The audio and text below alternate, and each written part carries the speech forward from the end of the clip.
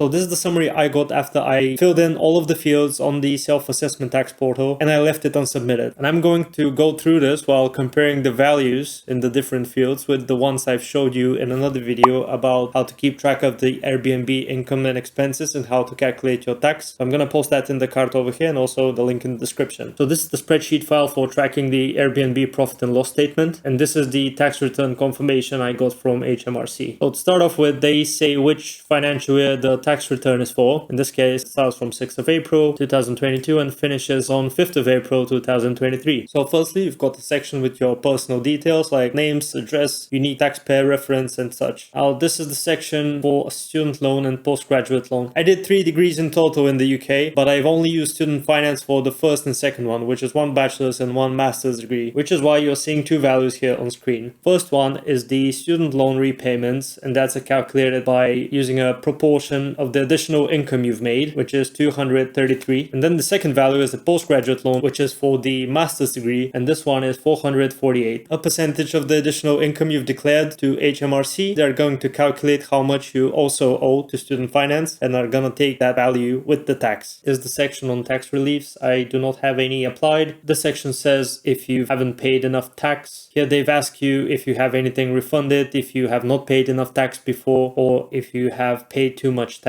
that needs to be balanced. If you've used a tax advisor, you should provide their details over here. I just want to mention that I'm not a qualified accountant. This video is purely for entertainment and educational purposes. I'm just sharing with you my personal experience on how I did my accounting for the Airbnb and how I did my own personal self-assessment tax. This section is about the employment income. At the time of this video, I'm a software engineer, so I do have primary employment besides this income. So I've got details in this section. And then comes the section of the UK property. Now this is what we're interested in. How many properties do you rent out? 1, because in this case, as an individual, I only own 1 flat, which I rent out this Airbnb. The property income, as I calculated on my spreadsheet, so going back to the Airbnb profit and loss statement, again, you can check that out in another video in the description and get this template for free. The rental income is £7,379. So we can see I've submitted that value. The rent rates, insurance, ground rents, etc. are 2,043. Now, if you go to the spreadsheet, you wouldn't see this value on the first page of the profit and loss statement. I've created a separate sheet on this file, which is HMRC expenses breakdown, which categorizes all of the different types of expenses spread throughout this file and gathers them together according to how HMRC are asking you to provide them with. So rent, rates, power, and insurance is £2,042, and you can see at the top the function that this cell gets the values from, the different sheets of this file. So this is electricity, which is rates, water and sewage, which is rates, insurance, ground rent, which is rent, and service charges. All of that equates to 2,043. Then property repairs and maintenance. In the spreadsheet, I have that set as a repair sheet. Basically on this sheet, I've recorded different expenses of things I bought to do maintenance on the property, fix some stuff. So that's considered repair expenses. So property repairs and maintenance is £24. Non-residential property finance cost is blank because I do live in the property. So when I'm not there, I rent it out. If you're a non-residential landlord and you own the property, then you can incur different finance costs as an allowable expense. And you can use this field probably. Legal management and other professional fees. This is empty because I haven't used it. Cost of services provided, including wages, is £422. And in my case, wages and salaries and staff costs is actually the cleaner I've paid over the last year for maintaining the Airbnb after each guest and prepare the place for the next guests. So you can see I've taken the value from here, which is taking it from the profit and loss cleaning cell, which is this one, which takes it from the cleaning bank transactions sheet, which is from here. Again, you can check the more details in the other video about this spreadsheet, but it's £422 that cost me. This is the cleaning service. Other allowable property expenses, this is 208. And in this case, it is the allowable expenses section, which is supplies, damaged item replacements. And in our case, the allowable expenses are actually different broken locks, damaged towels, and damaged sheets, which is an expense of the Airbnb running as a business in the property.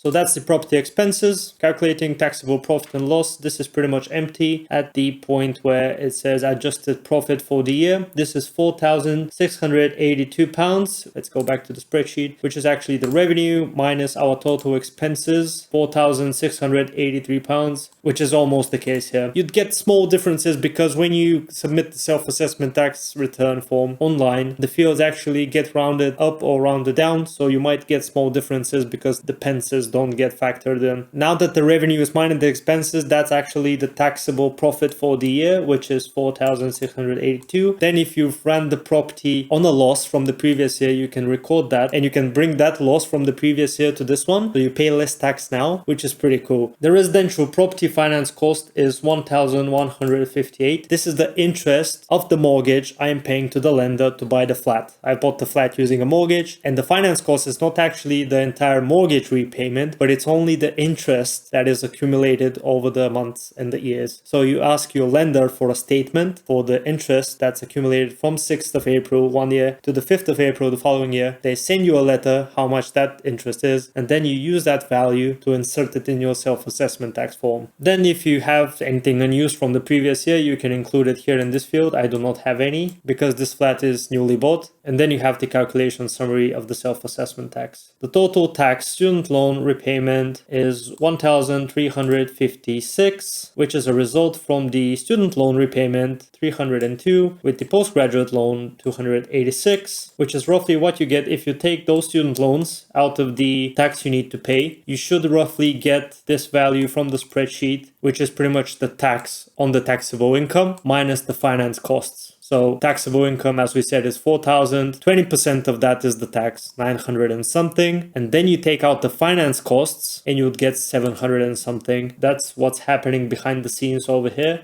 So you're getting the 4,000 taxable income, finance costs, but then I'm only eligible to take out the basic rate, which is 20% of the finance costs, and take it out of the tax I owe. So what's happening is the tax I owe from here is around 900. They add on top of that this, and from the 900 they take out 200, which is 20% of this, and you end up with this final result. So these are the student loans with the tax you need to pay minus the finance costs. 20% of the finance costs actually. Might be a bit complicated, but trust me, if you use this spreadsheet, it's a bit easier.